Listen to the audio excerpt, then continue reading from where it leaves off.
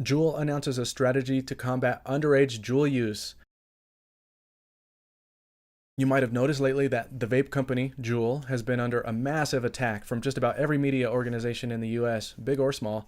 Small local news stations are picking up the stories, and big publishers like the New York Times are joining in too. The main concern that all of these publications are reporting is that juuling is becoming an epidemic among teens.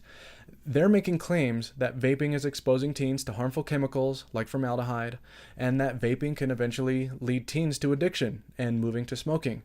Now, there is already plenty of research showing that both of those claims are not true, but it's not stopping journalists from saying it, or the people reading those publications from believing it. So the negative coverage is so massive and constant that Juul had to release a statement.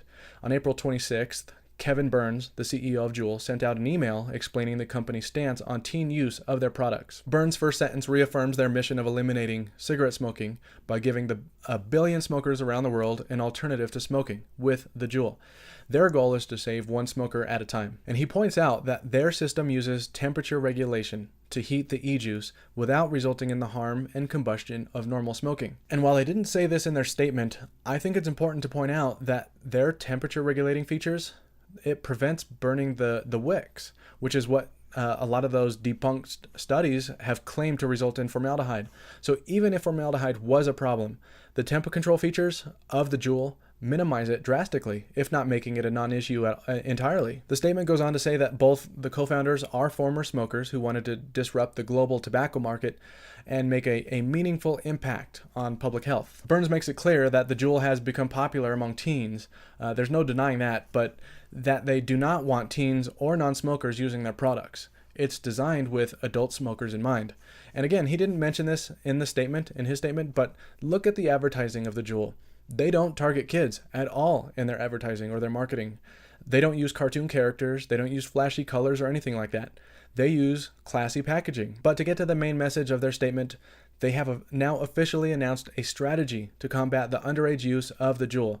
They'll be investing $30 million over the next 3 years to support independent research, providing education to parents and to youth on tobacco use, and supporting state and federal efforts to raise the age to buy tobacco to 21. And they're also working with Tom Miller, the Iowa Attorney General, to develop the strategy. Now, I don't agree with their decision to support raising the age to buy tobacco products to 21, but I understand that they're trying to do something good here. We all know that it's easy to get cigarettes when you're underage, but it's harder to get a vaporizer and e-juice. So my worry is that more youth would smoke since they can't access a vape. More people under 21 if they change that age. But anyway, you can also read more about their strategy on their website, and I'll put a link in the description.